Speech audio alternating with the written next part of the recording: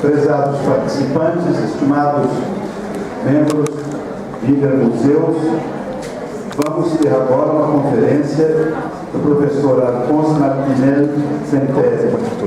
Viene de Espanha.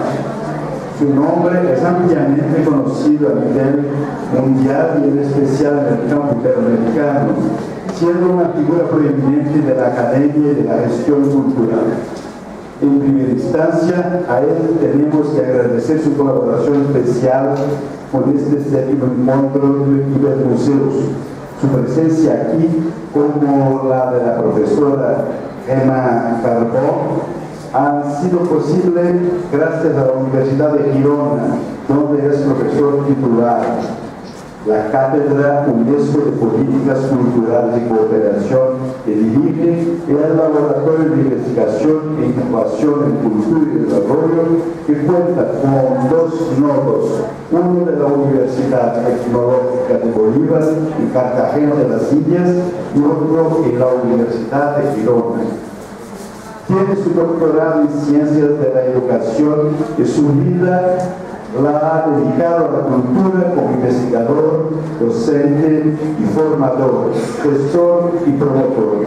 Con gran reconocimiento, su vida transcurre entre España y Latinoamérica, continente en donde ha contribuido a la formación de centenas de profesionales en el campo cultural. Fue, como se sabe, director general de Relaciones Culturales y Científicas de la Agencia Española de Cooperación Internacional para el Desarrollo, el CID, y presidente de Interarts. Recientemente ha sido codirector de la investigación Aprender de la experiencia práctica para sistematizar el ámbito de cultura y desarrollo, un trabajo que tuvo por objeto el análisis de la ventana de cultura del Fondo de Objetivos de Desarrollo del Milenio y el desarrollo de aplicaciones digitales para contribuir a la generación de capacidades en la gestión del enfoque cultural del desarrollo. Ha sido director del Máster en Gestión Cultural de la Universidad de Girona y actualmente entre esta universidad, la Universidad Oberta de Cataluña y la Universidad de las Islas Baleares, dirige el Máster en Línea de Gestión Cultural. Es profesor de la Maestría en Desarrollo y Cultura de la Universidad Tecnológica de Bolívar y co-dirige la revista científica de Cultura y Desarrollo Guadalquivir. Es autor de libros y artículos publicados en distintos países y es, por supuesto, un experto reconocido en el campo mundial sobre las relaciones entrañables entre el desarrollo y la cultura. Abre las conferencias de este encuentro con una ponencia titulada Los museos en la vida cultural y el desarrollo local.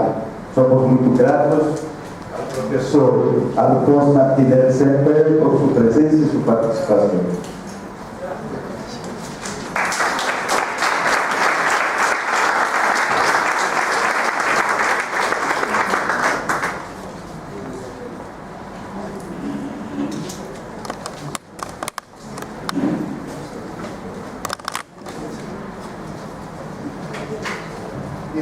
Buenos días. Muchas gracias a Ibermuseus por esta invitación y esta posibilidad de compartir con ustedes unas reflexiones. Muchas gracias a María Victoria de Solano, directora del Museo Nacional de Colombia, a María Eulalia del Museo del Caribe, o a Pedro Osvaldo de la Oficina Técnica. También tengo que hacer referencia a Antia Vitela, de la que fue alumna mía y luego trabajó conmigo y ahora está en Ibermuseus. Y me alegro mucho que una persona tan competente esté en este programa. Cuando llegué ayer, aquí me entregaron las actas de este encuentro histórico de 1972 de Chile, que yo no había podido leer.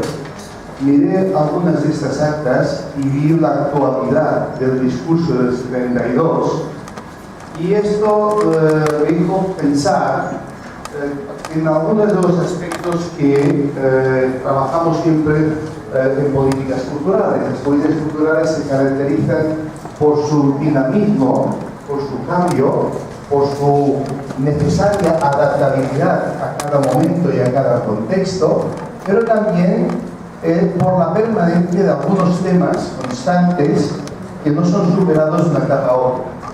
Y por lo tanto, siempre tenemos que volver a otro punto de partida. También es verdad que estamos en un momento se habla de cambio social, pero es algo más que un cambio social, y no estamos en un momento a nivel global de un cambio casi sistémico importante y que va a tener muchas consecuencias en las políticas culturales, pero también va a tener muchas consecuencias en lo que ustedes son responsables, que son los museos. Voy a hacer un discurso desde las políticas culturales, pero poniendo en el centro de las políticas culturales el sujeto de los museos. No es que los museos sean el centro de las políticas culturales, pero sí en este encuentro para situar algunas reflexiones. Es verdad que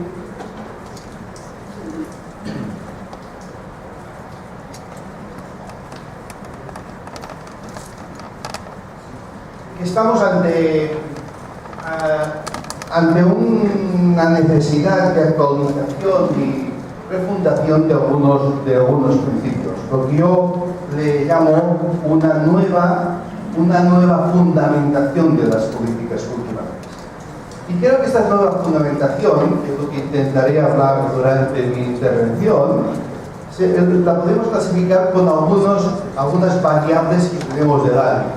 La primera es que el papel del Estado-Nación como protector de todo el patrimonio nacional está siendo abandonado, y el Estado-Nación abandona el patrimonio por una serie de razones que vamos a ver. Sería una variable a tener en cuenta, y cambia su posición.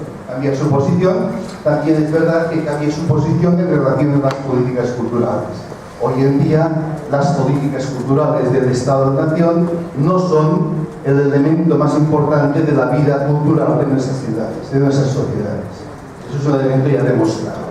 Segundo, que hay una tendencia a dejar a lógica de mercado las políticas culturales o ciertas políticas culturales. Esta lógica de mercado va a ir a buscar patrocinios, a la privatización, al uso exclusivo del patrimonio como un instrumento o un destino de una industria turística o del ocio, y también a la búsqueda de usted busque los recursos porque no hay recursos colectivos. Es decir, hay como una tendencia en políticas culturales de abandonar el principio de aquello que era considerado interés general y servicio público a una lógica, diríamos, de mercado, dejando la lógica del mercado. Ustedes saben que en cultura, si funciona por lógica de mercado, nuestras sociedades tendrán que aceptar que ciertas formas de diversidad cultural van a desaparecer y otras van a perdurar. Solamente un análisis profundo, pero eso es una tendencia que existe y es muy dominante en este momento, y ciertas reducciones presupuestarias en algunos países son ya de una cierta envergadura.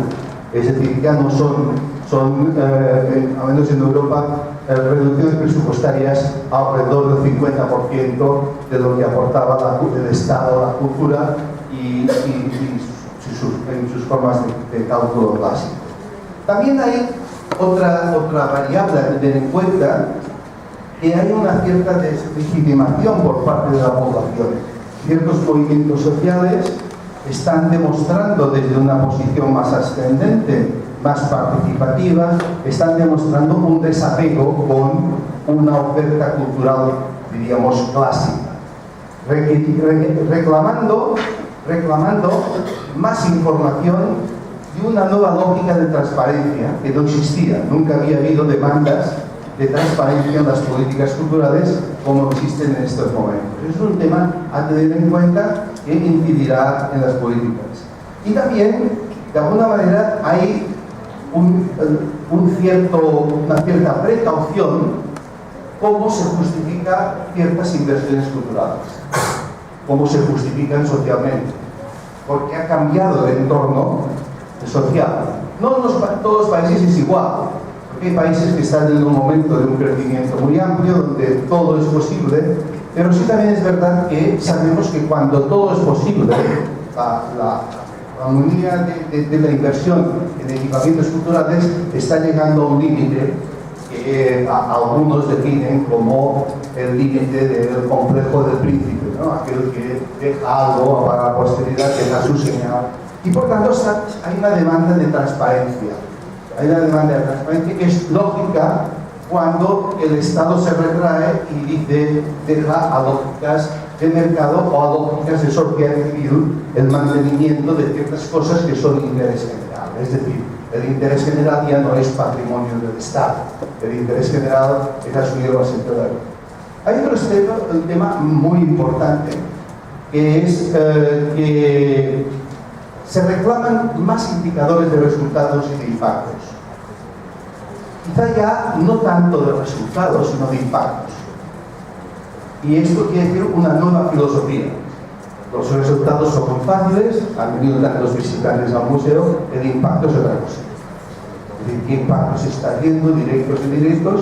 Y por último, me parece que hay una reclamación de lo que yo denomino la sostenibilidad digna. La sostenibilidad digna, porque hay una sostenibilidad indigna. Es decir, hay museos que están sometidos a un mantenimiento y a una sostenibilidad indigna de su propia función. Es decir, que no pueden ni cubrir el mínimo mantenimiento ni la permanente actualización que un museo requiere. Esto para mí es una sostenibilidad indigna. Indigna es cuando uno tiene el mantenimiento y puede permanecer la actualización. La actualización. Por ejemplo, si una biblioteca se pasa un año sin comprar libros, esta biblioteca pues no tiene una sostenibilidad digna. Se mantiene la biblioteca, pero la biblioteca no está actualizada. Y eso está pasando, por ejemplo, en mi país, en las bibliotecas universitarias. No haber dinero para comprar nuevas adquisiciones, como un museo puede ser lo mismo. Y luego, no hay sostenibilidad digna cuando el mantenimiento se hace solamente sin perspectiva de un futuro innovador. Sin perspectiva de un futuro innovador. Es decir, no hay perspectiva. Aguantamos, mantenemos y tenemos este nivel. Yo creo que estas políticas culturales tienen que asumir que hay algunas de estas variables que en cada país, en cada contexto, tomará sentidos diferentes.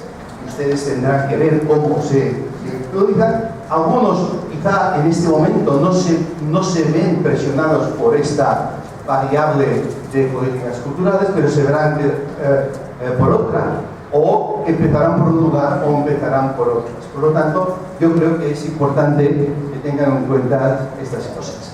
Por lo tanto, hemos de buscar una nueva fundamentación. Ya no es suficiente que la cultura es importante porque la cultura es importante. Hemos de buscar una nueva fundamentación en nuestras sociedades democráticas. Eso es un tema que me parece bastante importante, que es lo que yo le llamo la incorporación humana.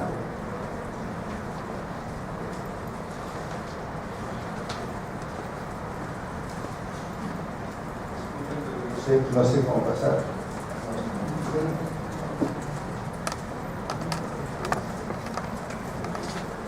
Lo que me parece importante es que estos condicionantes de política cultural, si ponemos los museos en el centro, que no son el centro, pero lo ponemos como ejercicio de los museos en el centro, nos daremos en cuenta que los museos tienen una relación con las políticas de Estado, del poder del Estado, que a la larga es quien ha legitimado la existencia de ciertos museos como expresión de la cultura nacional.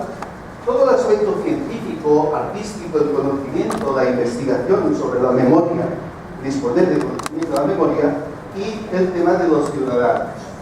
Como se verán, quizá muchas veces en las políticas tradicionales de las últimas décadas, este eje ha sido más fuerte que el eje, digamos, entre relación entre Estado y ciudadanía. Este hecho lo podríamos interpretar, si uno considera que este es acertado, que hay una disminución del papel del museo como herramienta de ciudadanía o de ciudadanía cultural. Por esto, algunas interpretaciones nos hablan de que, primero, las políticas culturales provienen de los estados-nación y los estados-nación se encuentran en una situación de crisis. Cada crisis es la que el sociólogo Manuel Castells dice que el estado-nación es demasiado grande para lo local y demasiado pequeño para lo global, ¿no? Esta crisis de la estado-nación, de su función del estado-nación, ya no puede garantizar esto. Cuando el museo, cuando un estado-nación y que yo no puedo garantizar ya los iconos de lo que fue hace 200 años la creación de la cultura nacional, es que está entrando en crisis este Estado-nación y la ciudadanía se da cuenta y sobre todo no tiene el poder. Porque su legitimación no es el efecto de la nación o de la cultura nacional. Y hoy nos hemos dado cuenta que cuando se defendía la República Latinoamericana, la cultura nacional, y se construyó la cultura nacional, se abandonó que en el territorio había otras culturas. Hasta hubo una construcción, yo soy muy discutido en mi posición, pero tiene las otras culturas que se llamamos culturas tradicionales. No, eran culturas que estaban en el territorio y que están en el territorio y que están, como luego les mantendré, en la vida cultural. Nuestra vida cultural está llena de culturas y que hay una construcción política que es la cultura nacional, que no estoy en contra, pero la verdad es que existe.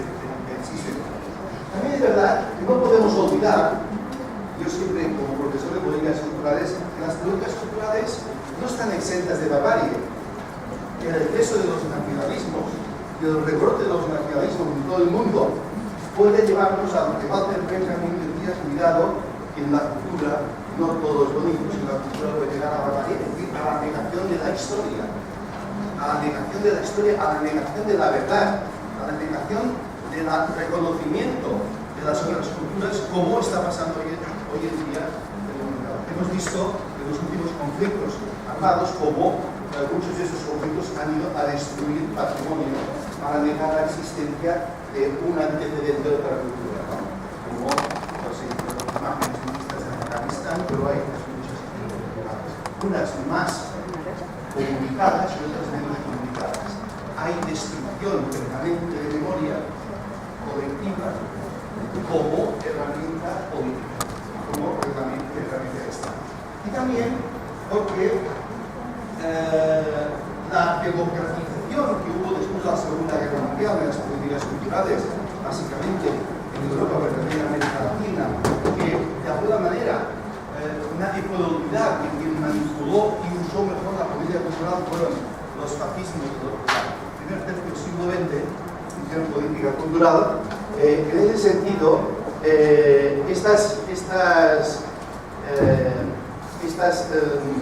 esta relación entre política cultural y autoritarismo, es decir, política cultural única, se contrarrestó con políticas de democratización y descentralización de la cultura, que también es lo que queda ahora de lo que serían los planteamientos de políticas públicas o políticas del Estado de Bienestar. Pero hay una pregunta y una crítica. En todos los planteamientos ha habido poco presencia de la integración de los derechos humanos en los planteamientos de cultura. Es decir, había poca presencia en una serie de planteamientos de los derechos humanos. ¿Por qué no hay políticas culturales basadas en derechos? Esto nos lo preguntamos últimamente, porque últimamente han aparecido nuevas reflexiones, porque veníamos de estos antecedentes de política de Estado, esos antecedentes los llevamos encima. Es decir, los tienen ustedes dentro de sus museos. Los tienen dentro de los discursos expositivos, porque es de donde venimos. Pero no hay el enfoque basado en derechos. Yo voy a tratar ahora de trabajar un poco una política cultural basada en el enfoque de derechos. En ese sentido, lo que intento es que las políticas culturales, estas nuevas implementaciones de las políticas culturales, incorporando los derechos y el desarrollo humano, intento que el patrimonio de los museos pues sean transversalmente tratados a través de una reflexión sobre los derechos humanos, sobre los derechos culturales, sobre las condiciones, para incidir en una mayor democracia, en una mayor cohesión social, en una mayor apropiación o desarrollo humano y sostenibilidad. Es decir, la transversalidad, la necesidad hacia transversalidad, o si ustedes quieren decir, la necesaria incorporación de esta lectura, de esta visión, de esta, hasta diría, de esta moral, de esta ética de los derechos humanos en nuestras políticas culturales, tanto sea de patrimonio y como aquí en los museos, y basado en el tema de los museos. Para hacer esto, pero había hecho una presentación pensando que yo... Para hacer esto necesitamos una reflexión un poco más amplia. Voy a hacerla muy rápidamente, pero quisiera dejarles constancia de cinco o seis grandes variables que hoy en día ustedes tienen como bases de sus políticas culturales nacionales. Estamos hablando de 5 o 6 referentes que nos hemos dado la comunidad internacional como enfoque, como base, como una nueva fundamentalidad. La primera es muy clara, la Declaración de 1948, ya nos recordaba en el artículo 27 que toda persona tiene derecho a tomar parte en la vida cultural de una comunidad. La gran pregunta que nos hacemos, y la semana pasada estábamos en un seminario en España sobre derechos culturales, es por qué los legisladores de la Declaración Universal de los Derechos Humanos no hablaron nunca de cultura y hablaron de vida cultural. No hablaron nunca de cultura, no citaron en ningún artículo. Es un tema al que ustedes tienen que reflexionar, porque lo que hay aquí es como un choque entre unas políticas culturales que, basadas por la legitimidad política del Estado que quiere definir una cultura, muchas veces sin tener en cuenta las culturas que tiene en su territorio, se unió, esto es interpretación discutible, estoy dispuesto a debatir, se unió con unas definiciones disciplinares de diferentes campos teóricos sobre lo que era cultura, llegando a construir este referente de centenares de definiciones de cultura que tenemos hoy en día como juego para fundamentar unas políticas culturales. ¿Y por qué no se fundamentó en el ciudadano, en el individuo, en los derechos humanos? Tengo esta respuesta, esta pregunta, porque creo que tenemos que dar respuesta a esto, porque lo que está pasando hoy en día en nuestra sociedad es que el Estado ya no puede resolver todo, y el Estado quiere, el ciudadano quiere saber el Estado que me garantiza a mí como derecho. Esta es la gran pregunta de nuestras sociedades. Esta es la gran pregunta de las nuevas generaciones. Los jóvenes están entrando en cultura de otra forma. Muchos jóvenes actores culturales, creadores, artistas, no se identifican con las políticas culturales ni con el Ministerio de Cultura. Hacen su actividad y cuando les dices, tú eres un agente cultural, ellos dicen, yo no, yo hago esto, yo hago audiovisual, no se identifican. Eso quiere decir que hay como un divorcio que tenemos que trabajar las cosas. Pero si avanzamos en el famoso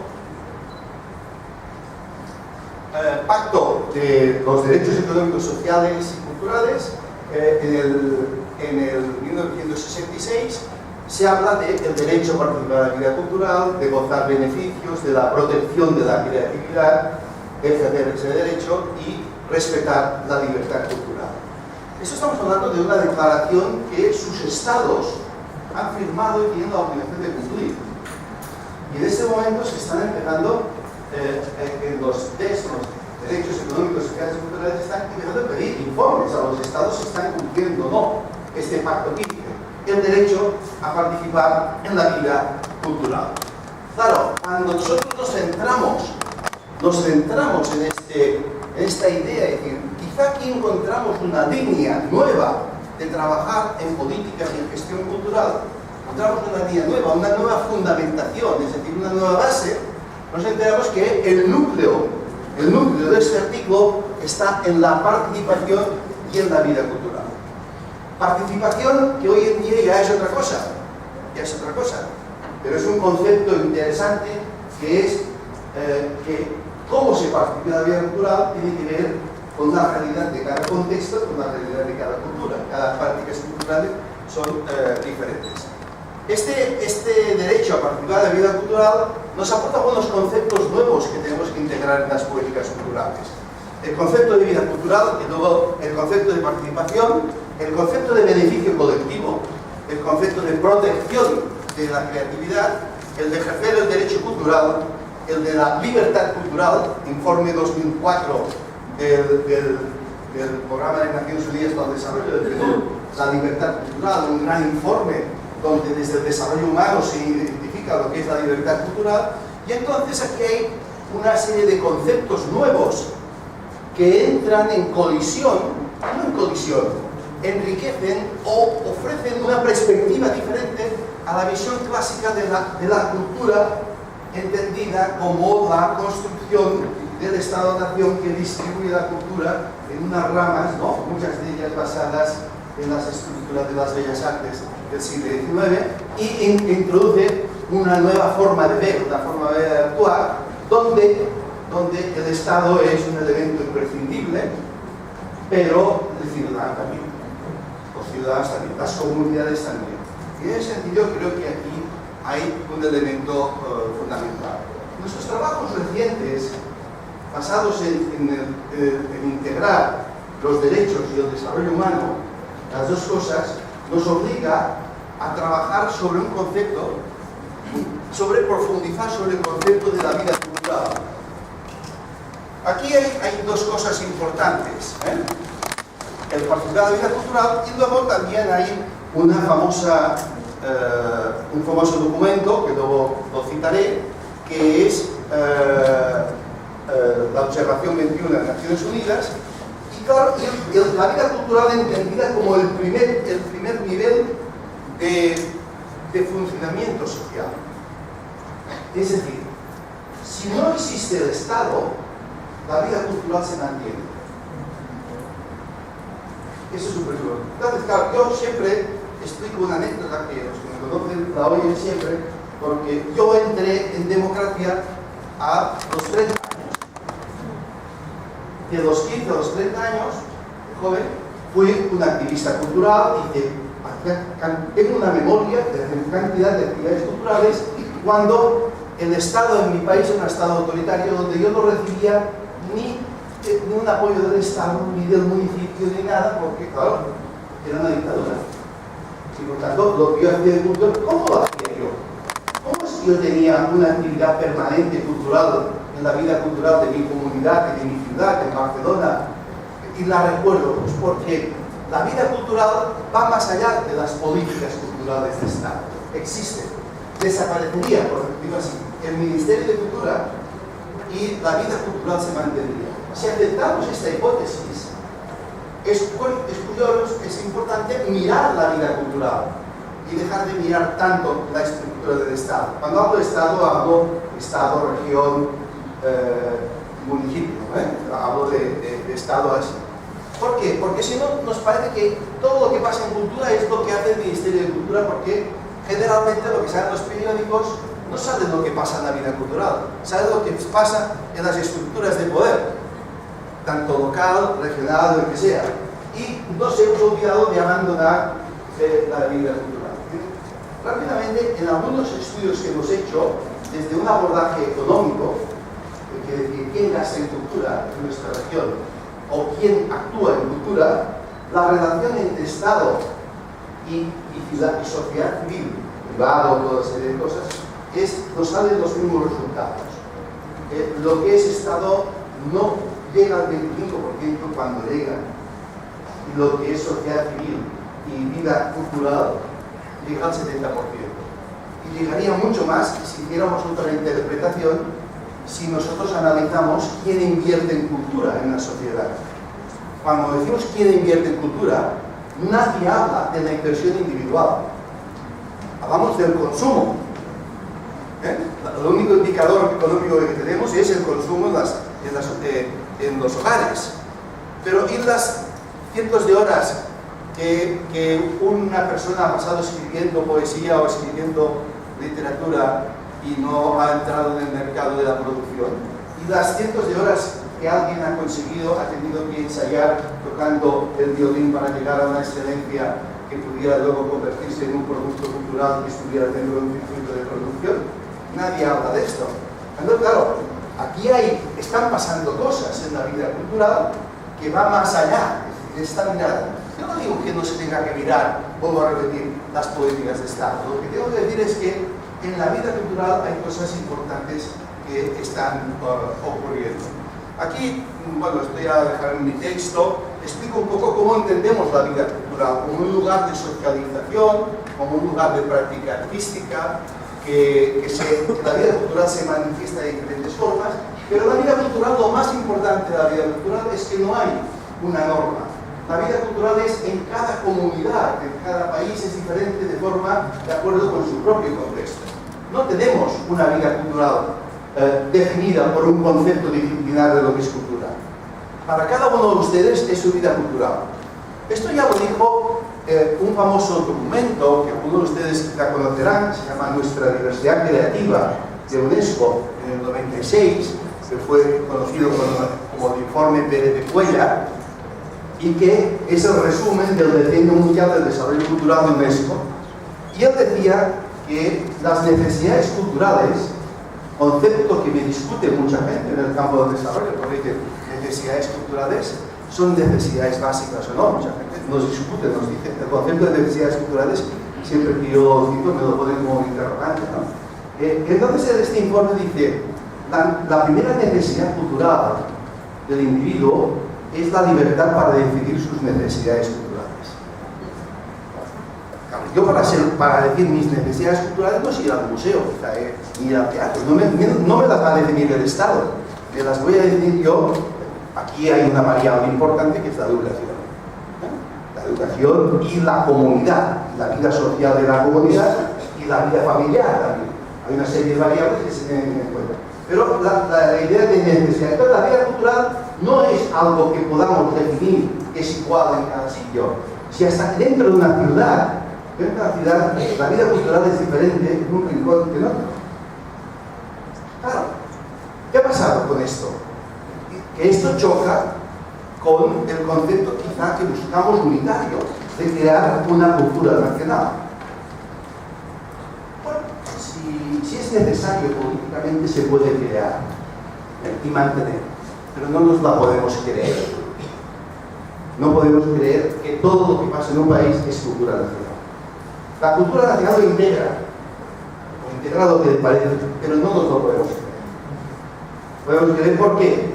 Porque hay una vida cultural en proximidad que nunca llegará a lo nacional y que es muy rica, que es muy provechosa. Y luego aquí, el gran problema es cómo podemos fomentarla. ¿Cómo podemos fomentar la vida cultural? Básicamente, pues, salgo un poquito, pues compartiendo cosas, facilitando la participación, fomentando la diversidad de la expresividad artística. Hay diferentes factores que nos permiten el fomento de la vida cultural. Bien, pase por favor. Si nosotros queremos entrar en el derecho particular en la vida cultural con un enfoque, hay un documento de referencia que no sé si ustedes conocen, que es la Resolución 21. Naciones Unidas dotó para únicamente el artículo 20 del derecho particular de la vida cultural de una experta independiente que algunos de ustedes ya lo conocen, que tiene unos documentos muy interesantes. Uno de ellos es este, que es el básico, y otro que está dedicado a patrimonio. Creo que vale la pena que ustedes se lo lean, porque es un trabajo bastante interesante. A ver, creo que tengo poco tiempo. Pues no sé.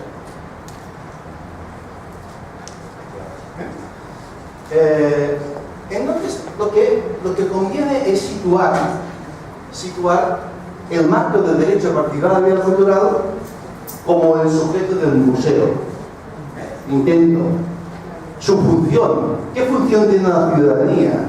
¿Cómo el museo ayuda a la representación de la comunidad?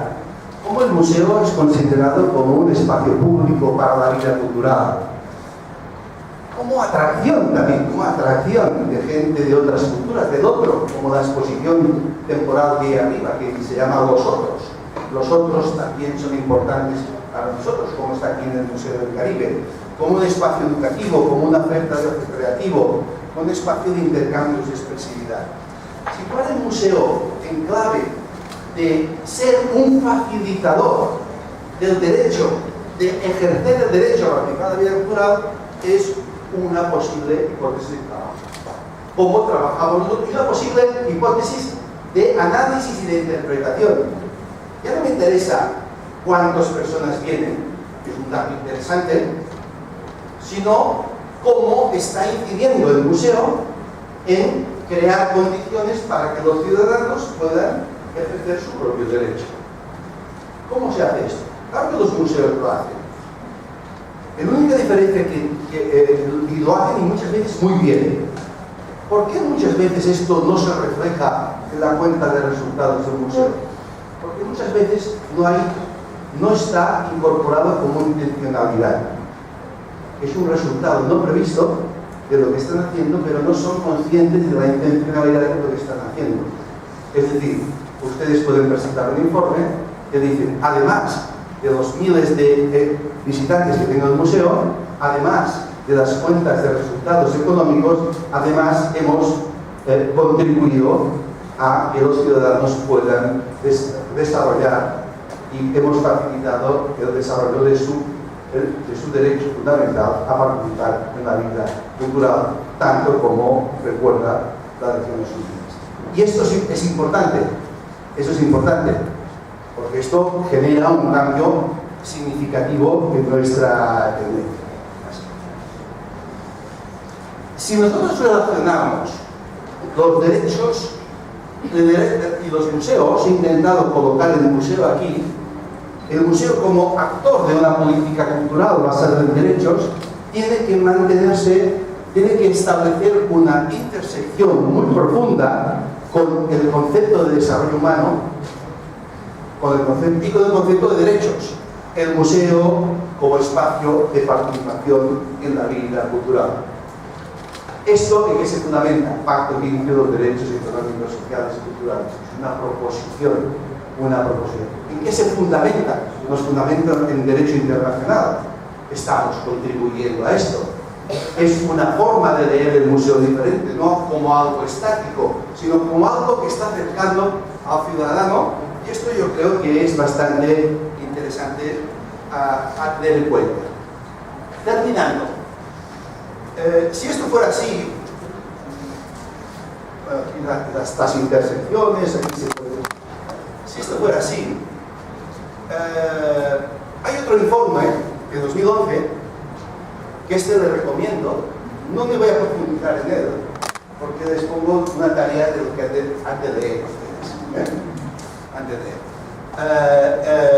Farida Shahed, en este informe de 2011, hace una encuesta, y algunos de ustedes ya lo conocen, y si no lo conocen, lo recomiendo, y habla de patrimonio. Como la relación del artículo 15 del derecho a participar en la vida cultural con el patrimonio. Y aquí hay, yo solamente les he citado un texto como ellos consideran el patrimonio como un derecho humano. El museo como un derecho humano. Es decir, que complementario a la salvaguarda y a la preservación del patrimonio cultural, es necesario plantear que el museo es un elemento fundamental para el derecho humano, para los derechos humanos. Ella lo trabaja en este texto y es importante todos los elementos porque es un trabajo reciente, muy bien elaborado y donde resitúa el patrimonio cultural. Porque si fíjense bien, es complementario a las convenciones y declaraciones de UNESCO. Es totalmente complementario. Pero las declaraciones de UNESCO son excesivamente técnicas, donde también trabajan el derecho al patrimonio, pero aquí es basado en el derecho humano. De alguna manera, mantener un museo ante las presiones de cierre de un museo. ¿No ven? El nombre sube arriba. Farida Sahem. Si ustedes buscan experta independiente en Google, experta independiente en derechos culturales, van a encontrar toda la documentación en todos los idiomas. Farida Sahem. Y este es el derecho de acceso al patrimonio cultural y su disfrute como ejercicio de los derechos humanos. Este es el informe. Un informe muy técnico, muy concreto y muy definido. Y para ir terminando, me parece que ante estos nuevos retos algunas sugerencias finales. A ver si podemos procesar. Primero, si nosotros formulamos unas políticas culturales de patrimonio fundamentadas en los derechos culturales, hemos de cambiar el planteamiento de las políticas culturales de patrimonio fundamentadas por políticas de Estado y de nación, en el que, de alguna manera, lo que intenta es no poner en el centro de estas políticas culturales el ciudadano como sujeto de derecho, sino la defensa del Estado. Muchas políticas de patrimonio, políticas culturales de patrimonio, son defensivas del Estado, donde el ciudadano no sabe cómo situarse. Hay una lejanía entre las políticas culturales. ¿Es posible formular políticas culturales de patrimonio basándonos en derechos? Nosotros creemos que sí, que hay suficiente fundamento. Fundamento existe, seguro. Lo que pasa es que luego es articulación.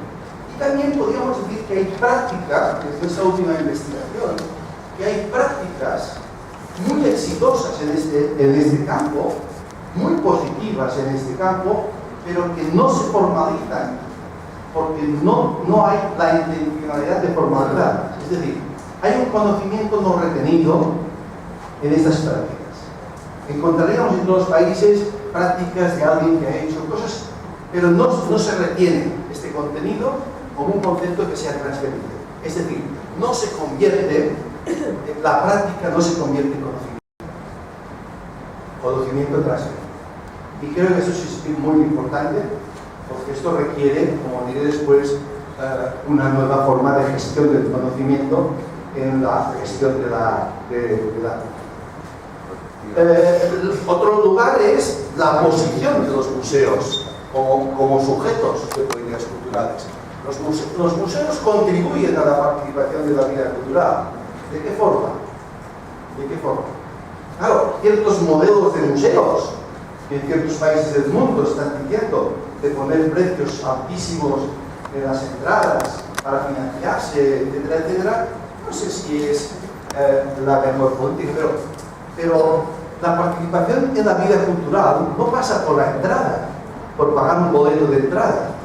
Pasa porque el museo sea abierto como espacio público, sea usado para otras cosas, sea integrado.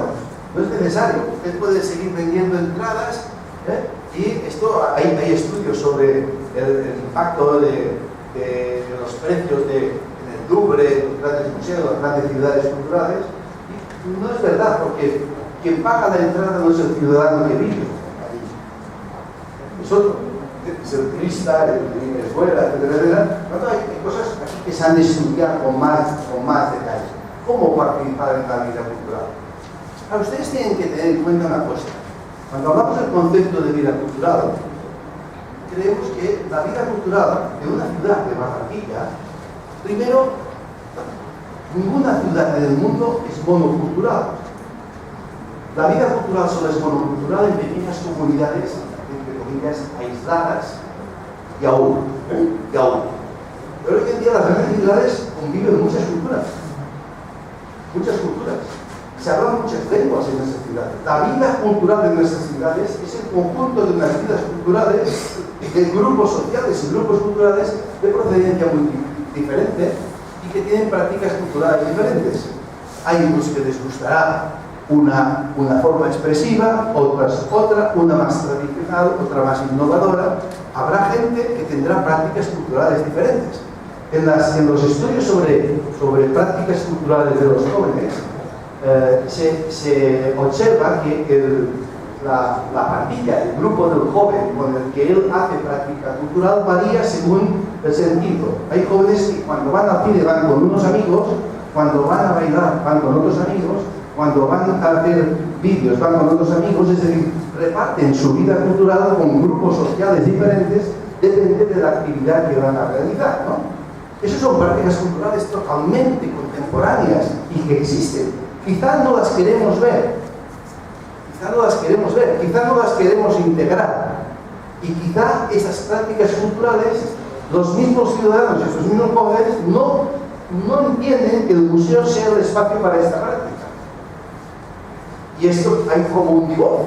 Si este divorcio se da, quiere decir que ha de haber políticas de romper estas dificultades, abrir barreras para integrar. Si un museo no sabe integrar a los jóvenes y nuevas prácticas culturales, está perdido.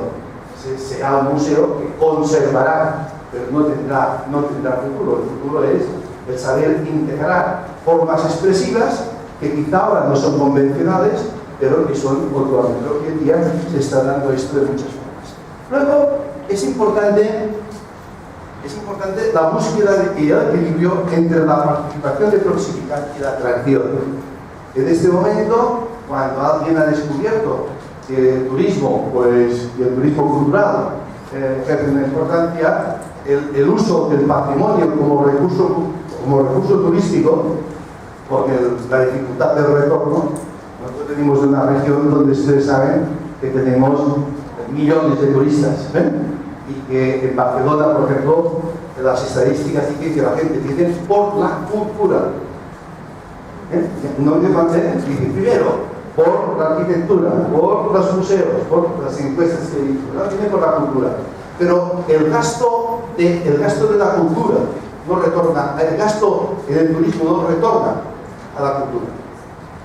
Por ejemplo, si el turismo representa el 14% o el 10%, según la forma de cálculo, del Producto Interno Bruto de Cataluña, de mi región, no devuelve el 1% a la cultura y al patrimonio.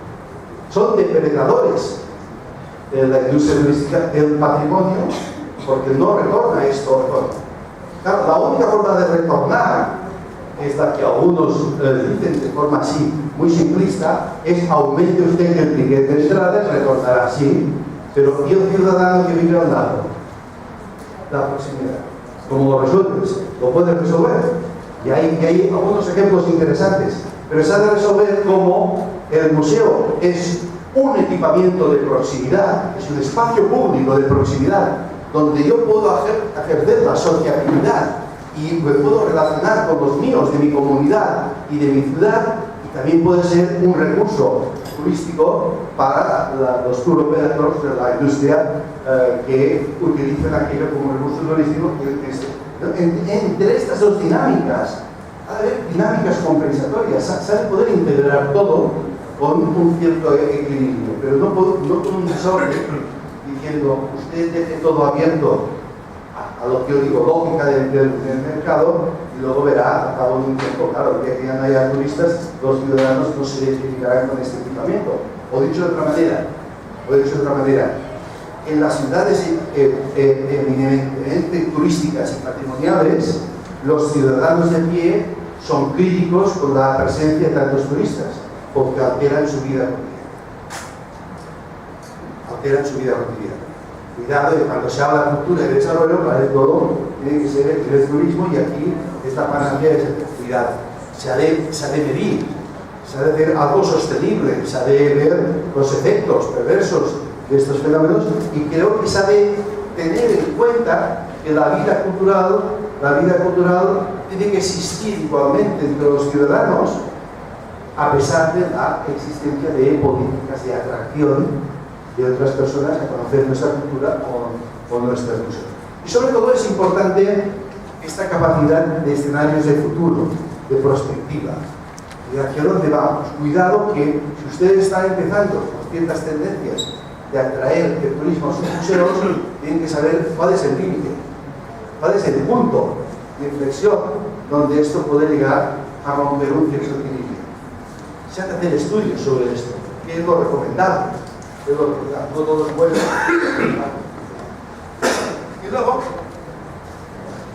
creo que finalmente ha de haber una nueva relación entre memoria, ciudadanía y conocimiento.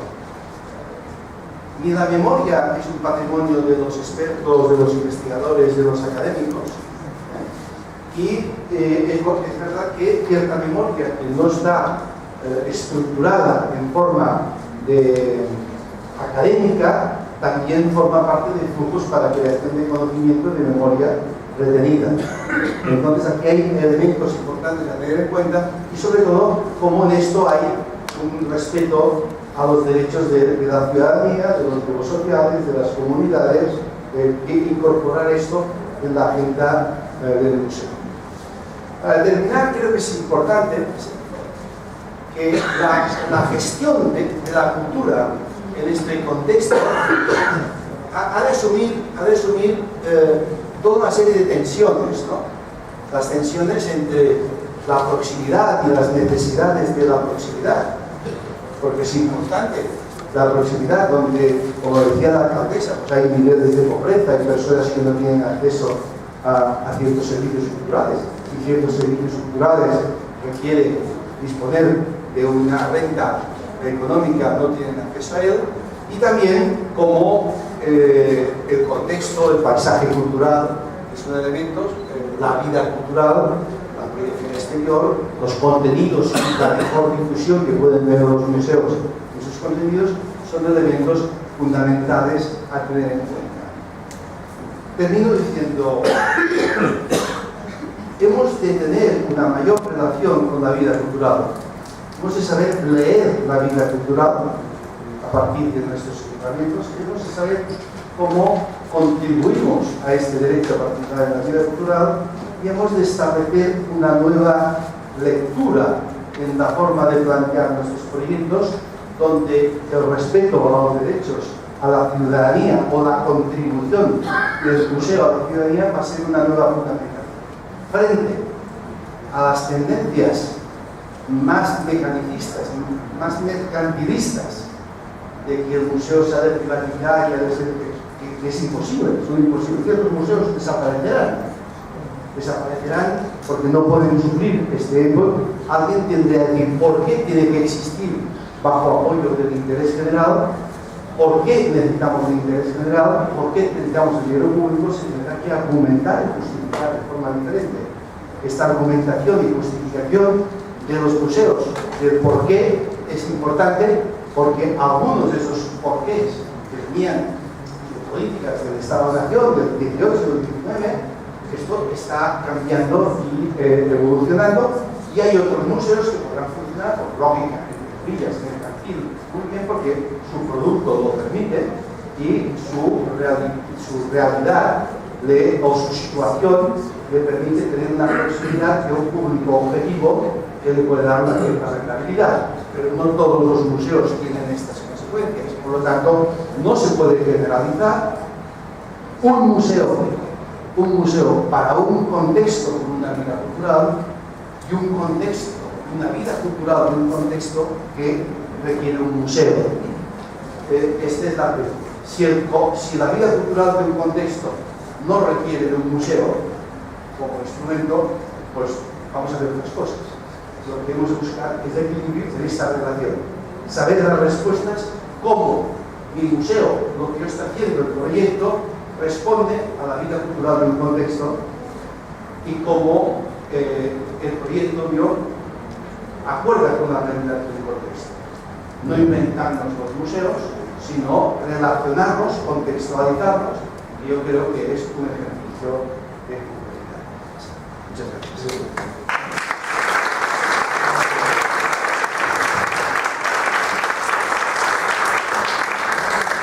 Señor, yo quiero hacer un aporte. Usted mostró, y le agradezco bastante mucho todo lo que un museo puede estar. Todo un museo debe incluir en la cultura de una nación, y ahí hay que hacer una precisión. El país está integrado por el territorio, las montañas, los ríos y el clima. El Estado es la organización jurídica, política, de justicia. Es a la nación donde radica la cultura, donde reside.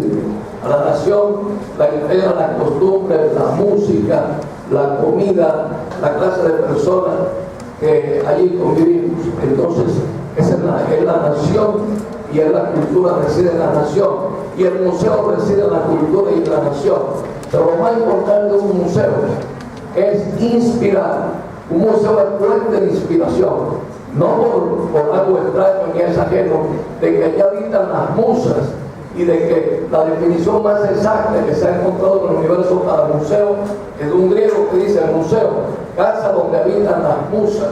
El museo es fuente de inspiración, allí están las musas, y hay que ver cuando uno entra a un museo, así no sea muy sensible ni muy artista, parece que se inspirara. ¿No cree usted, profesor?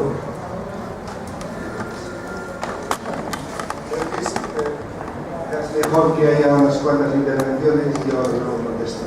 Una pregunta: ¿qué influencia puede tener el museo en los niños para su comportamiento social?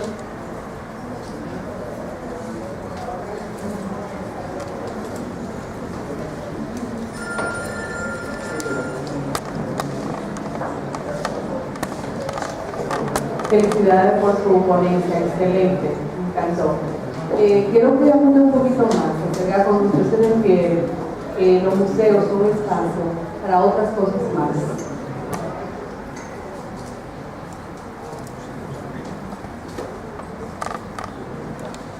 Profesor, la pregunta sería: ¿usted recomienda interacción entre memoria, conocimiento y ciudadanía? ¿Cómo ve usted la interacción entre biblioteca y museo? O sea, teniendo en cuenta pues, que las bibliotecas son como templos de conocimiento. ¿Es buena esa unión en un espectro o en un centro cultural? Voy a contestar esto, creo. A ver, en el papel de un museo como construcción de una idea de cultura nacional, pues hay muchas interpretaciones. Cada realidad lo construye de forma diferente y dependerá también de las variables políticas. No he tenido tiempo de precisar, pero el concepto de política cultural nace de estados autoritarios, en el que quieren, diríamos, imponer un modelo de cultura nacional frente a otras formas culturales que existían, a otras culturas, ¿no? ¿Cuántos años han tardado algunos países de América Latina de cambiar sus constituciones, la colombiana misma, y reconocer que Colombia es un país de muchas culturas, no es una cultura única? Ahora bien, en su momento, la idea de crear nación como proyecto político es lo que, repito otra vez, Manuel Castells habla de las identidades culturales de proyecto. Identidades culturales de proyecto. Son identidades culturales necesarias en algún momento, pero que no podemos olvidar que no pueden dar respuesta a todo. El gran error histórico, si me atrevo a decir esto, sería que se creía que cuando se creaba una configuración de cultura nacional, se unificaba y todos los ciudadanos se sentían unidos a este concepto y negaban otras culturas. Algunos países, algunos estados persiguieron otras culturas y al final esas culturas forman parte de la vida cultural. Claro, ¿por qué en el año 45, 48, después de la Segunda Guerra Mundial, en el impacto que había en la creación de la Sociedad de Naciones, en Naciones Unidas, en la declaración, se habla de participar en la vida cultural? porque estaban muy presentes las atrocidades que bajo el nombre de cultura se habían hecho durante siglos.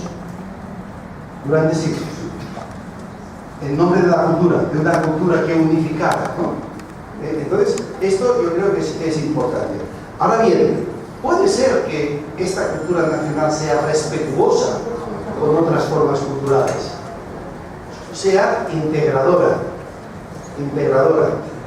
y entonces está respetando los derechos fundamentales. El tema de los niños, a ver, los niños están en la vida cultural. La vida cultural está en los niños, la vida cultural no es de los adultos, es de todos. Los niños tienen sus derechos. Tienen sus derechos. Si ustedes miran este informe que les llamaba de Familia Saget, habla de los derechos del niño cuando habla del derecho del niño a acceder al patrimonio y al museo. Cita los derechos del niño. Los niños están, y la educación es un elemento fundamental. La vida cultural no es una expresión espontánea donde la intermediación de la educación y de la familia, del grupo social y de los medios, me permiten, genera que la gente pues vaya ampliando sus capacidades de elección. Porque lo que queremos son ciudadanos que sepan elegir sus necesidades culturales. Pero para elegir necesitas que haya una educación. Uno no puede elegir si vive en una miseria y si no tiene educación. A ver, cuando yo hablaba de otras cosas más, hablaba de una cantidad de elementos importantísimos que podríamos relacionar como si el patrimonio cultural es un elemento que ayuda a la cohesión social, si otras cosas más, si el parque de cultura o de patrimonio que hay aquí situado incide en otra visión de la ciudadanía, de la propia ciudad, de la autoestima, si incide en la seguridad ciudadana, si incide en el equilibrio generacional, ¿no? Hay muchas cosas más a incidir aquí, no solamente el tema cultural. La cultura tiene muchas influencias, muchos aportes a otros elementos. Yo creo que la cultura tiene unos impactos transversales e indirectos muy amplios. Y esto cuando le decía otras cosas más. Y es verdad que las bibliotecas, bueno, pues que la biblioteca es patrimonio, es acceso a la cultura, es acceso a la información. Hoy en día la biblioteca no es un almacén de libros. La biblioteca es el lugar donde uno se puede conectar. A veces la biblioteca pública o popular es el único acceso que tienes tú en tu realidad para acceder a Internet. Acceder a Internet es acceder a la información. Cada vez más pues, las bibliotecas, museos se convierten en centros de acceso a la cultura y a la información, ¿no? Acceso a la información. Y esto pues no solamente a la información que está más o menos en el discurso que propone un museo, que es una exposición. Quizá la gente va a la biblioteca del museo porque tiene acceso a Internet y a buscar una serie de cosas. Hay una interrelación enorme. Yo creo que las bibliotecas mantenemos este nombre, pero ya no son bibliotecas, son centros de acceso a la cultura. Las bibliotecas que tienen la posibilidad de estar conectadas. Ya no toda la cultura está en el formato libro, letra escrita, las culturas ya están lo audiovisual, están las películas, están los audiovisuales, la cultura la encontramos en muchos sitios. Cuando hablamos de otros también, hablamos de que nosotros tenemos la percepción, yo siempre digo, los celulares hoy en día que tenemos son política cultural o no.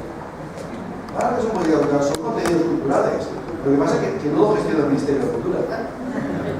¿Entiendes? Este es el gran cambio. Hay cantidad, esto es otro concepto que yo no he tratado, que es el sistema cultural. El sistema cultural es más allá de la política cultural, que está el sistema cultural. Y el sistema cultural es una serie de elementos que influencian en los flujos de participación en la vida cultural que no están. Como podríamos decir otra cosa, participar en la vida cultural no es ir a un acto, sentarse aquí. Yo no sé si se está transmitiendo este encuentro. Pero yo me encuentro de porrazo que estoy en un sitio donde se está transmitiendo y alguien luego me escribe, oye, te he escuchado, no sé qué, no sé cuánto, no estoy de acuerdo con lo que has dicho, ¿no? Y te dicen cosas porque hoy en día ya hay un sistema, diríamos, mucho más amplio de transmisión del hecho cultural, de la vida cultural. La vida cultural está llena de cosas. Y cuando digo participar en la vida cultural, también vamos a hablar de mercado. Yo cuando compro un libro estoy ejerciendo mi derecho a participar en la vida cultural. Claro que sí. Claro que sí, cuando compro un disco también. El consumo cultural es una forma de participar en la vida cultural. Lo que yo quiero es, primero, que el desarrollo me permita tener un bienestar de renta para escoger con qué pueda consumir o qué no. Es un primer nivel. Y debemos de comprometer la lucha contra la pobreza. La mejor manera, el primer nivel del acceso a la cultura es la reducción de la pobreza. Y luego la educación para poder escoger mis necesidades culturales. Alguna forma de participar en el medio cultural es: yo no voy nunca al teatro, pero yo puedo ayudar a una compañía de teatro. Y vía internet, en esos programas de patrocinio compartido, puedo financiar un audiovisual. Y es mi forma de participar en la vida cultural, porque aquel creador ha recibido 50 euros míos para su producción. Y cuando voy a comprar libros, pues estoy ayudando a que un creador, un artista pueda tener su propia obra. Por lo tanto, todo esto se está transformando. Hemos de mirar la vida, qué está pasando en la vida cultural y cuáles son estos fenómenos. Y esos fenómenos no son los clásicos de la cultura. De forma de otra manera. Hoy en día se participa de muchas maneras.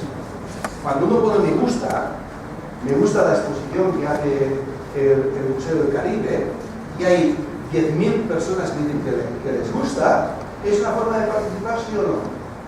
Claro, esto nos hemos de plantear. A nivel ortodoxo alguien diría que no, otros dirían que sí. Esos son debates, son elementos que tenemos en nuestra vida cotidiana, y estos debates los hemos de establecer, porque son variables que tenemos para demostrar.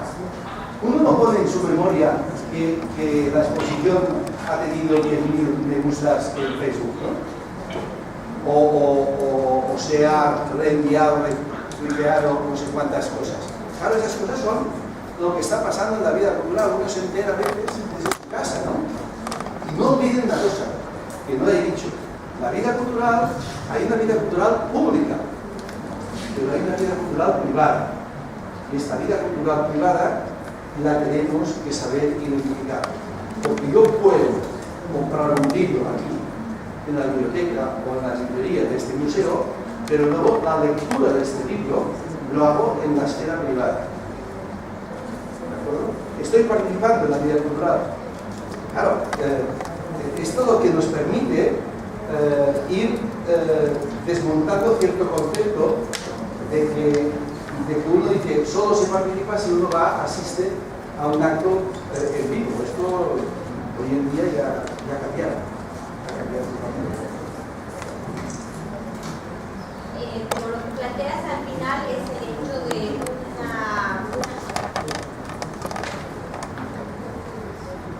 de una relación. O sea, la vida cultural de un pueblo, su vivencia diaria, es una forma general muy personal y a la vez colectiva, ¿verdad? Pero el hecho de consumir un producto cultural, es decir, de las artes, de ir a un museo, ya es una cuestión general, que también es parte de lo personal, ¿no? Pero es muy importante el hecho de diferenciar la vida cultural de todo lo que son nuestras culturas y del ser humano mismo en su comportamiento, y el otro punto de una vida cultural activa, de lo que hacemos en los museos y otros espacios culturales. A ver, yo participo en la vida cultural como desde mi cultura, pero también participo de otras culturas. Claro, esta idea de participar en la vida cultural monotemática, yo creo que la realidad nunca ha existido esto, pero la realidad está demostrando que no. Yo puedo ser muy respetuoso con los valores ancestrales de mi cultura, mis formas de cosas, pero estar abierto a otros valores y otras formas de interpretar la cultura, de participar en la vida cultural, no solamente participar en la vida cultural de la comunidad de referencia. Existe diré un ejemplo más claro, si usted quiere. Y si tiene hijos adolescentes lo sabrá. Usted tiene su hogar. La familia es una unidad de socialización importante y es un lugar importante para la educación de la vida cultural de los jóvenes. Pero el adolescente quiere salir, quiere conocer a otros, quiere interrelacionarse con otros, ¿no? Y usted no sabe lo que hace el adolescente fuera. Lo quiere controlar, tiene miedos, lo que sea, pero si ustedes tienen jóvenes, hacen otras prácticas culturales, interactúan con otras prácticas culturales. Cuando vuelven a casa, vuelven a unas prácticas culturales que les han sido transmitidas de una forma, digamos, tradicional, de procedencia, que es quién soy y de dónde vengo. Tengo esta cultura, pero yo puedo navegar por muchas culturas. Yo puedo navegar e interrelacionar con muchas culturas. Eso está pasando con todos los lenguajes expresivos. Todos los lenguajes expresivos dialogan con otros, o interactúan, o chocan, o se sobreponen con otros lenguajes expresivos que generan cambios en las vidas culturales. Está clarísimo que un celular cambia la vida cultural, que la televisión lo cambió en su momento. Y así encontraríamos cantidad de ejemplos, ¿no? No nos debemos de alarmar de esto. Solamente debemos de integrar y sobre todo no ir a la defensiva, en el sentido de decir, lo más peligroso en temas es pensar que lo antiguo es lo positivo y lo que está pasando no. A mí no me puede gustar cierto lenguaje expresivo contemporáneo, pero debe entender que es un lenguaje expresivo contemporáneo que alguien lo ha asumido como tal. No podemos decir, no, esto no es cultura. ¿Qué queréis para decir que esto no es cultura? La cultura la definen los ciudadanos en su vida cultural. ¿Esto quién es? Yo desde una posición ilustrada digo, esto es cultura y eso no es cultura. Esto es bello y eso no es bello. La cultura es opinable siempre. Porque usted y yo vamos a ver una obra de teatro y usted puede no gustarle y a mí emocionarme. Podemos poner un cuadro delante, yo lloro delante de este cuadro y a usted no le gusta. Esta música a mí me representa mucho porque me genera una emoción interna que me sale de aquí y me puede hacer llorar o emocionarme, recordarme, lo que sea. Y a otros dicen que no. ¿Cómo puede ser? No hay consenso sobre esto. ¿Quién es el que se atreve a decir esto es bueno y esto es malo en cultura? Puede haber hay estudios en historia del arte que todos concuerdan en decir que este artista es el más significativo artista colombiano del siglo XX. Pero yo me levanto y digo, lo siento, yo no. Yo tengo derecho, la libertad cultural, de decir, a mí este señor no me dice nada. Encuentro que es un fantasma. Todos los libros de historia del arte deciden que es así. Puede haber un consenso, ¿no? Porque dice un intelectual español, García Saler, dice, la cultura es un conjunto de aceptaciones y rechazos. Lo rechazado en cultura no es malo. Acuérdense que Van Gogh nunca vendió un cuadro a los holandeses y los holandeses ahora están vendiendo su identidad nacional con el Museo de Van Gogh. Ningún holandés en vida le compró un cuadro a Van Gogh. Ningún holandés en vida le compró, por tanto no participaron. Este hombre murió loco del sur, nunca. Y luego ahora lo convierten en icono. La construcción simbólica, esto es una identidad del proyecto. ¿Está mal? No. Ya está bien, pero hemos de saber lo que estamos haciendo. Si estamos haciendo esto, no estamos haciendo otro, que es las dos cosas son necesarias. Lo que pasa es que el conocimiento es saber qué estamos haciendo y por qué. Este es el conocimiento. Saberlos por qué, no hacerlo porque sí, sino por qué. Y luego lo que rompe el conocimiento lo que el conocimiento rompe es las posiciones dogmáticas, mesiánicas que hay en la cultura, ¿no? Y lo rompe. Puede haber personas que les guste las formas expresivas de otras. Y esto es la convención de la diversidad de las expresiones culturales.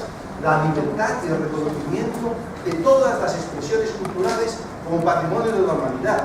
No las expresiones culturales de mi región, de mi zona, o las que a mí me gustan, como gusto estético de acuerdo con mi educación, mi forma de entender la cultura, etc.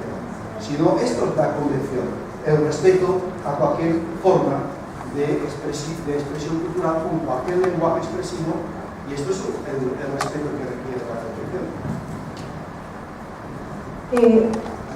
Afirmó que si no existe el Estado, la vida cultural se mantiene, lo cual se podría pensar que la cultura está debida al origen de la vida humana. Entonces, quisiera saber si tiene algo de cierto esto que estoy pensando.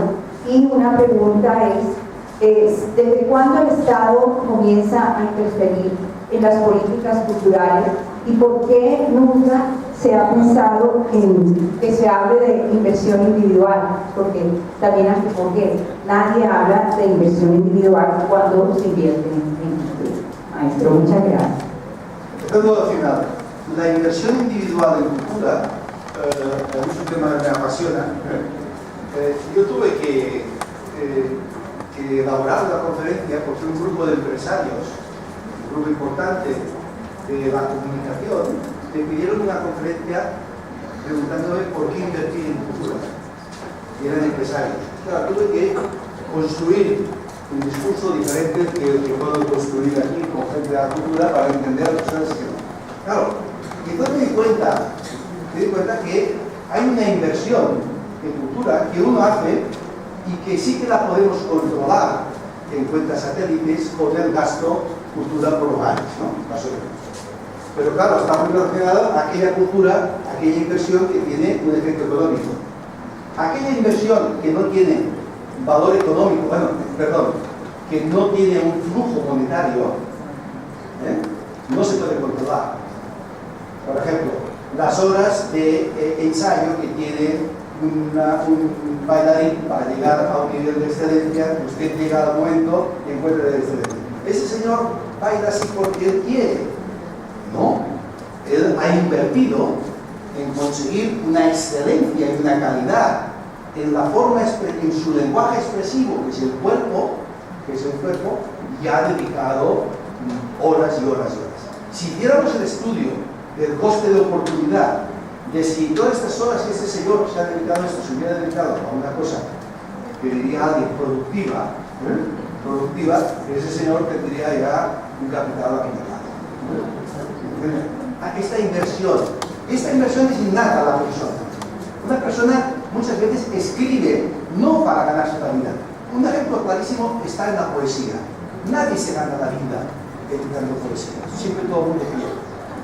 Uno cuando escribe poesía, ¿por qué? Porque nunca un libro de poesía, excepto Neruda o algunos poetas, pero ya son sus sucesores. Un poeta vivo, habrá uno, puede vivir de la propiedad intelectual de sus libros de poesía. ¿Por qué escribe poesía? Porque tiene una necesidad de expresión. Muchas veces aquello queda en un cajón y no forma parte de un proceso de comunicación, no es muy compartido. Él lo ha hecho para él, diríamos, como el artista plástico que pinta y luego destruye su obra, ¿no? Que no quiere entrar. Eso es un hecho.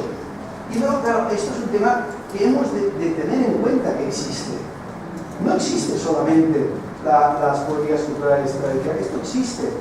La gente invierte en cultura y un país tira adelante cuando la gente invierte en cultura, primero a nivel individual, luego a nivel colectivo, luego a nivel comunitario, luego a nivel de ciudad o de sociedad, ¿no?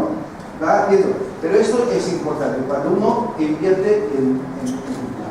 Y luego creo que es fundamental, en la otra parte de su pregunta, el entender que la libertad cultural es escoger en la forma, el lugar, cómo yo voy a invertir en cultura. Y en esta libertad cultural, como he dicho, incide mucho la educación. La educación y la socialización. Educación y socialización, pero hay procesos de socialización cultural que no se dan en el marco educativo, por desgracia. Uno de los grandes problemas es que el sistema educativo no socializa culturalmente como nos gustaría.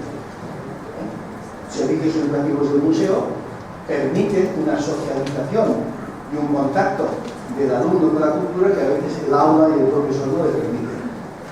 Es decir, entonces encontramos una nueva función social del museo.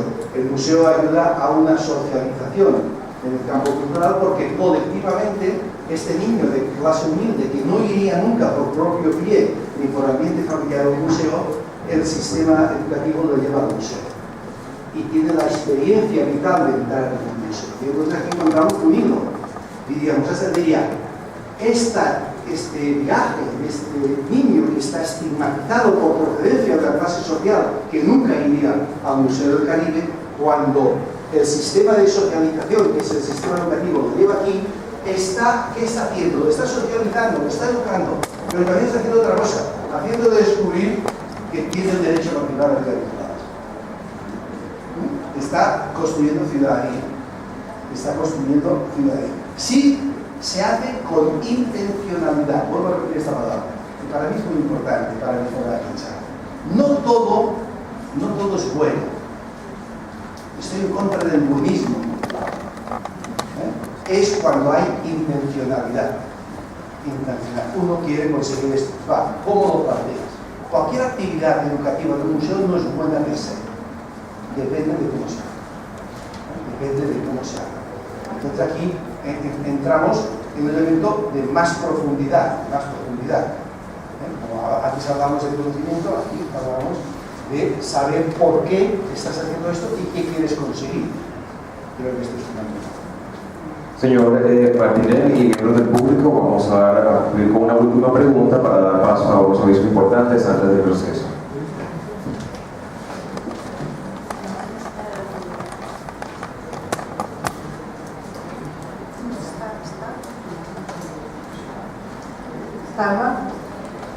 Eu queria fazer uma pergunta sobre a contradição que existe muitas vezes, com a qual nos deparamos, entre projetos que são de referência cultural nacional e que vão de encontro àquilo que são os interesses das comunidades locais. Há muitos exemplos, há cada vez mais exemplos. O Estado aí tem um papel absolutamente fundamental, mas no momento em que vivemos de crise, o Estado muitas vezes precisa de apoios da comunidade, obviamente, e de particulares, de empresários, da sociedade civil, que não conseguem encontrar exatamente porque há aí uma diferença, um conflito de interesses. Em Portugal, nós temos vários exemplos desses, diários, com que nos debatemos designadamente com as autarquias. E temos, por exemplo, um exemplo paradigmático das figuras rupestres do Vale de Foscoa, que são Património Mundial da Humanidade, foram classificadas como Património Mundial da Humanidade. Foi uma luta intensa para impedir a inundação dessas pinturas rupestres por uma gigantesca barragem para a produção de eletricidade. E, neste momento, a sustentabilidade do museu e da conservação das pinturas é muito complicada.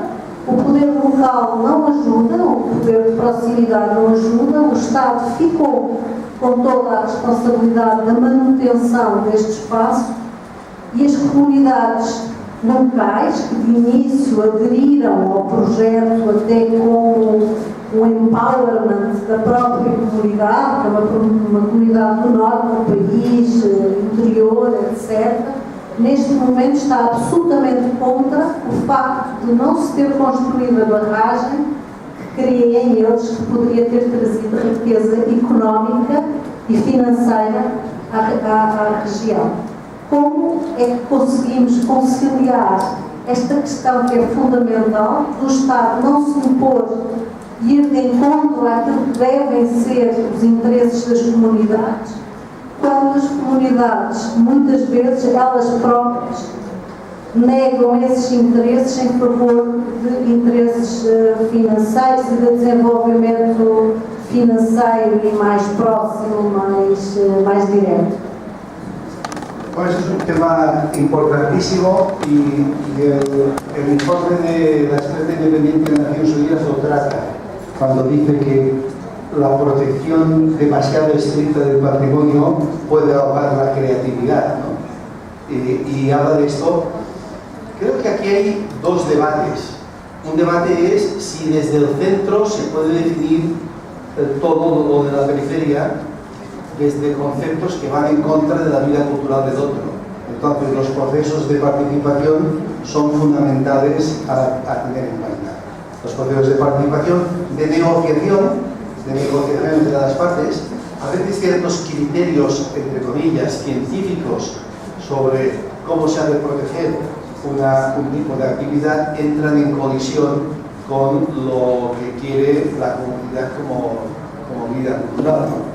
Entonces, claro, aquí es un tema importante. Quizás es el tema en que hay dos problemas muy graves hoy en día a nivel de gobernanza mundial, que es esta crisis del Estado-Nación no va acompañada por una gobernanza más transparente a nivel local.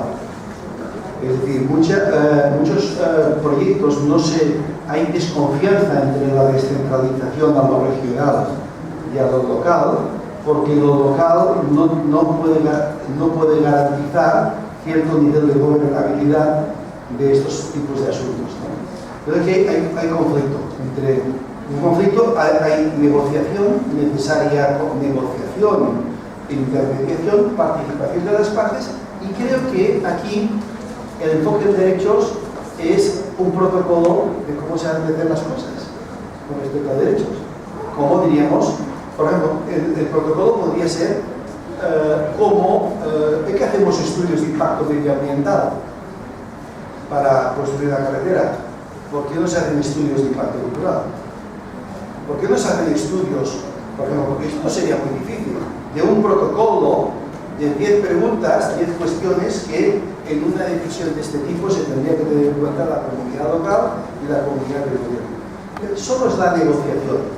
Y luego hay un tema que preocupa mucho a nivel mundial, que es la gobernanza local o consigue tener más nivel y sale del clientelismo y tiene un nivel de saber asumir ciertas cosas, o lo local es un lugar donde ciertos proyectos culturales se diluyen por falta de conocimiento, casi por desconocimiento.